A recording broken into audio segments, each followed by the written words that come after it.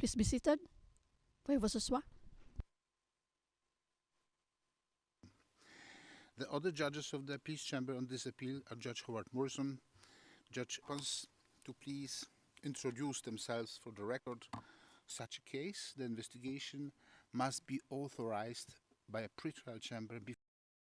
The ICC is designed to apply individual responsibility to violators of fundamental norms of international law in an international setting. So the crucial thing is that a lot of this sort of stuff got done in domestic courts for a long time, but the ICC was the first permanent international criminal court that prosecuted people we understand sort of colloquially as war criminals. And that he understands them. I'm sure that you have explained. Lubanga armed group recruit, train, and use hundreds of young children to kill, pillage, and rape. Some of them became prostitutes, and some of them are orphaned and jobless. Then some soldiers came out of the forest. The various courts established since the 1990s have really convicted, vanishingly few people. The first trial was of a person who recruited child soldiers in the Democratic Republic of Congo, the Lubanga case. But there haven't been very many cases like that at the ICC. There have been a lot more actually at what we're calling the ad hoc tribunals established by the Security Council in the 1990s in relation to Rwanda and Yugoslavia. Proposed to use the Mungiki to fight back. Karimi Muthaura, Uhuru Muigai Kenyatta, and Mohammed.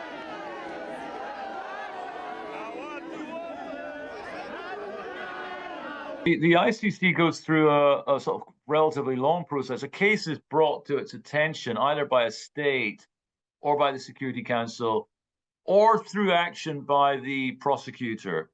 Then, in many of those cases, the pretrial chamber will make a decision about whether an arrest warrant can be issued.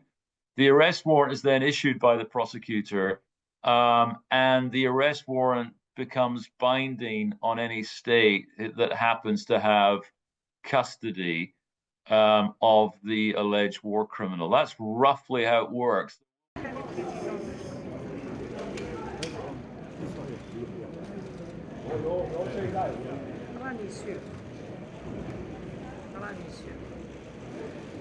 It's very hard to enforce an arrest warrant. We've been here before with the South Africans and al-Bashir in Sudan. And there, the court didn't even make an order. It didn't, in fact, refer the matter to the Assembly of State Parties when the South Africans failed to surrender al-Bashir to the ICC. I mean, there's a legal question here and a political question. The political question really aligns around the relationship between diplomacy and law. Thank you, Your Honors. I will speak first, followed by my friend, Mr. Raston. South Africa failed to comply with its obligation under the statute by failing to arrest and surrender Mr. al-Bashir. And yes, given the gravity and all the circumstances of this noncompliance, you should make a formal finding and refer the matter both to the ASP and to the Security Council. If the state party failed to comply with an arrest warrant, the case can go before the court, and the court can then order the state party to comply and can refer the matter to what's called the Assembly of State Parties, or ultimately the Security Council, if it's the Security Council that first referred the matter. So the ICC, the court itself, really can't do a great deal. Are not precise, or maybe they have,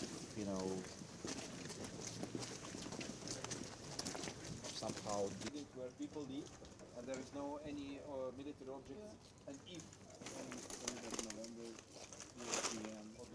at the same time. When these diplomatic imperatives around peace in Ukraine will come into conflict with a question about what exactly to do about Vladimir Putin's arrest warrant at the ICC. I mean, will the arrest warrant just be ignored? Or will there be an attempt to enforce it, which would result in the dissolution of the peace process? So it's a really tricky matter, and I'm not entirely sure that it's been properly thought through. Сделали мастер-план, и мы полностью сделали электронную карту города до каждого объекта. Все делать хорошо, вот такие веселенькие. Вот это, кстати, был памятник исторический. Международный уголовный суд не имеет универсального значения. Это одна из международных организаций, юрисдикцию которой Россия не признает. Так же, как и многие другие страны мира. По-моему, США тоже не признают. Китай не признает. Да, Турция, да. Вот поэтому то, что такая... You sort of lose the freedom to travel. So I think international law and international criminal law works in, mysterious ways. The enforcement of it doesn't always happen in a court. Sometimes somebody's just sitting down with their passport wondering where to go on holiday and discovers they can't go to 56 places, and that's a kind of form of enforcement.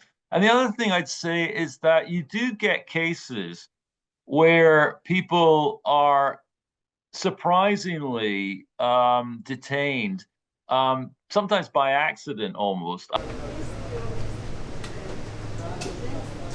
greatest dinner I've ever had, right? Come on, let's get a good, beautiful. Let's make it. Great.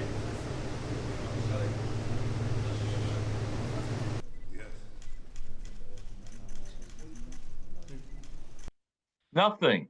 The United States has no duties to arrest or surrender Netanyahu. So there, the kind of political needs of the United States match rather nicely with the legal position.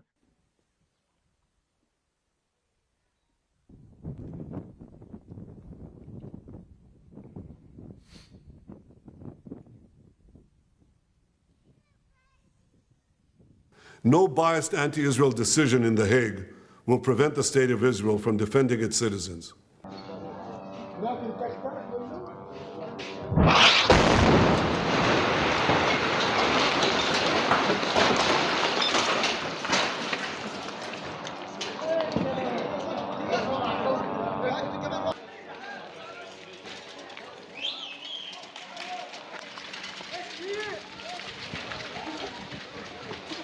The truth is that only with a change of government, and a pretty radical change of government in both those states, would you get into a situation where Netanyahu or Putin was arrested and surrendered to the ICC. But these things do happen.